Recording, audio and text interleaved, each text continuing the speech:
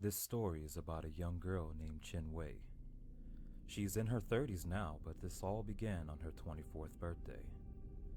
Chin Wei was just a regular student at the university. She had everything she could imagine. She had a loving boyfriend and friends that were loyal to her. She only had one problem, and that was her addiction to wanting a BlackBerry phone. Now most would say, what's wrong with wanting a new phone?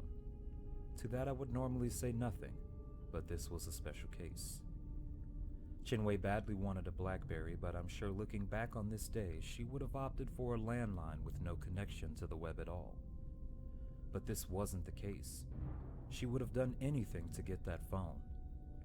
Oftentimes, she would fall into a daze, envisioning herself holding a BlackBerry in her grasp. She could feel the smooth texture of the trackball beneath her finger. She would giggle, being delighted by the sensation of its seamless motion. She could even hear the distinct ping it would make as it received a text. And as she looked down to check her phone, she realized it was the same brick-style Nokia phone she always had. The ping she heard was from one of the girls in her hostel. This made her angry because all the girls had a BlackBerry except her, and she wondered, why am I the only one? In the midst of that, her phone rang. It was Tafar asking where she was. She felt badly as she remembered she was supposed to meet him at their regular spot. Chin Wei began to tell him that she wasn't in the mood to hang out, but he quickly reminded her that it was her birthday, and that she should spend it with him and not indoors. Reluctantly, she agreed and began to ready herself for an evening out. As she dressed, she thought about her phone and how tasteless it looked with the outfit that she had chosen. She was sure that with a BlackBerry in her hand, her looks would improve. Eventually, she got herself together and left the hostel. Tafar had arrived early to the restaurant. He wanted to ensure that everything would be perfect for Chin Wei's arrival. He chose a small, intimate table outside the window where they could see the livelihood of the restaurant without being troubled by the noise. Chin Wei appeared through a crowd of streetwalkers and spotted Tafar patiently waiting at the table. She quickly took her seat across from him, displaying somewhat of a scowl. He asked her what was wrong, and she simply replied, "There's nothing you can do about it, so don't ask." Tafar, not wanting to ruin his plans or let the evening go sour, pulled out a small wrapped package that was decorated in multiple colors, and it had a large blue bow on top. A smile steadily began to show on Chin Wei's face. It was an expression of mixed joy and anticipation. She slowly removed the wrapping paper, and as the pieces of paper began to hit the floor, her smile grew larger, for what lay in front of her was the one thing she had desired. Yes, Tafar had bought her a BlackBerry. She shrieked with excitement and grabbed him from his seat, covering him with kisses. He felt like a hero that had just saved the day. She grabbed the box and opened it slowly so she didn't damage the phone. As the phone lay in her hand, she looked upon it as if it was a golden ticket. When the screen lit, it played the tone she had become so familiar with hearing, and that was the confirmation she needed. She was now the proud owner of a BlackBerry phone. As the days went on, Chin Wei's mood had greatly improved. She was now on all the sites just like her roommates. She would log on to Facebook and always find numerous notifications. Her friends list seemed to grow exponentially. It contained mostly men ranging in all sorts of ages, and this was due mostly because her page was saturated in exotic photos. But she didn't care how she got her attention. It didn't matter that it was virtual. She was the main girl. She was popular, and her BlackBerry helped her to get there. One particular guy had caught her eye. She wasn't sure what made him stand out, but they began to exchange messages. He would message her, and she would reply only because he was a gentleman unlike all the others on her friends list. Never once did he ask for nude pictures, so this of course made her more comfortable with him. His name was John Yell. He said he was a doctor. She never had reason to doubt him, as he had extensive knowledge of procedures and even provided her with medical advice from time to time. They eventually moved from Facebook to BlackBerry chat and messaged each other more often. She eventually got so comfortable that she gave him her phone number, and this was quite possibly the biggest mistake she made. Janielle would call every day, some days more than once. It was hard to hide it from Tafar. At night he would call and they would have phone sex. To her, his voice was so soothing. He would make her do things she never thought possible.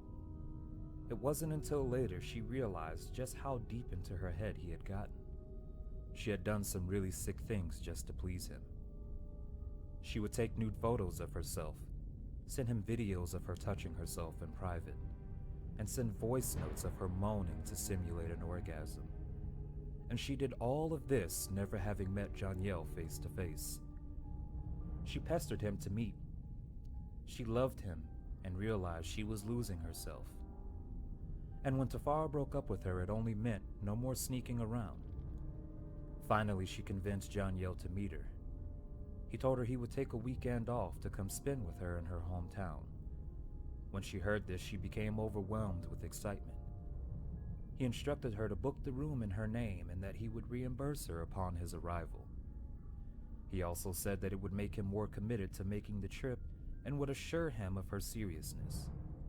She agreed with no hesitation. She often asked him for pictures as he had tons of her, but she only had one of him. He constantly stated he wanted to be sure she wanted him for who he was and not his looks. Sheepishly, she would try to convince him of her undying love and would try to appease him with naked pictures of her body. The weekend eventually came and they met in the hotel lobby. She stared at him. He was tall and handsome, and she loved his smile.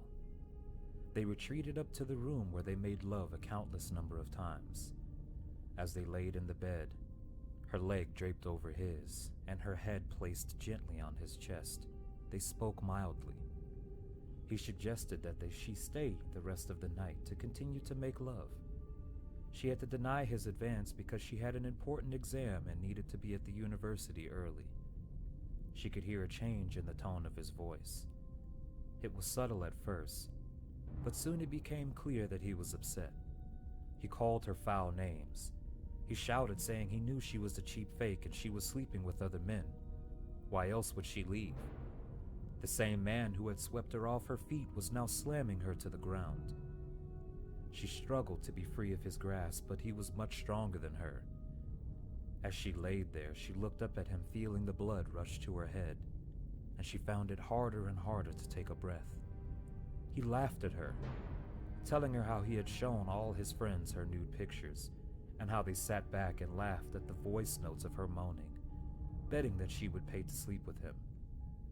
He started to loosen his grip, and when she was able to stand up, she tried to regain a bit of dignity by mouthing off to him. Before she knew it, he had punched her in the face, causing her to stumble back. She tripped, and she hit her head on a stool. She awoke at him glaring at her. He was at the foot of the bed, and she was tied to the headboard. He had a most sinister grin on his face as he approached her. She attempted to scream, but it was muffled by the duct tape over her mouth. A thought ran through her mind. No one knew where she was. He leaned over her. She was still naked from their previous activities, and he whispered into her ear, "I'm going to teach you a lesson." He turned her over on her stomach and sodomized her. It was a pain that she had never felt, and with every bit of struggle, he would continue and hit her. After he finished, he said, "It's not over yet. You should save your tears." He went to his suitcase and pulled out a medical bag. It was large, leather, all black, and had metal hinges that would snap as you opened and closed them. He brandished a scalpel. He looked at her for a few moments in silence and then began to speak. "I'm going to give you a scar you'll never forget. It will be a constant reminder for girls like you, always trying to be more than what you are." He rolled her on her back once more. He took the blade from the scalpel and placed it against her breast. And with a flick of his wrist, he cut her nipple off. And when she thinks of it now, she can still recall the pain. He did this so calmly as if this wasn't the first time he and his scalpel had performed a private operation. As the warm blood slowly covered her mutilated breast, tears of fear and pain were running down her cheek. Suddenly he turned around, and again all she saw was a flash. Chinwei woke up in a hospital a few days later. Well, she was awake, but her eyes were so swollen that she couldn't see. After a few days in the hospital, the swelling had gone down, and it was at that point she could see the damage John Yell had really done. She looked in the mirror in horror. He had plucked out one of her eyes, cut up her face, and he damaged her breast so badly that they had to remove one. There was no record of who she was because John Yell had taken her bag with everything in it. She couldn't file a report because her name was the only one on the hotel receipt, and they couldn't prove that he was there. John Yell was gone without a trace, and she was later released from the hospital. Chinwei never returned to the university. She figured everyone knew her story. She deleted Facebook and her other pages, figuring who would want a woman with a scarred face, one eye, and one breast. As she was going through them, she looked at her phone, and she sighed. How could a phone cause this much trouble?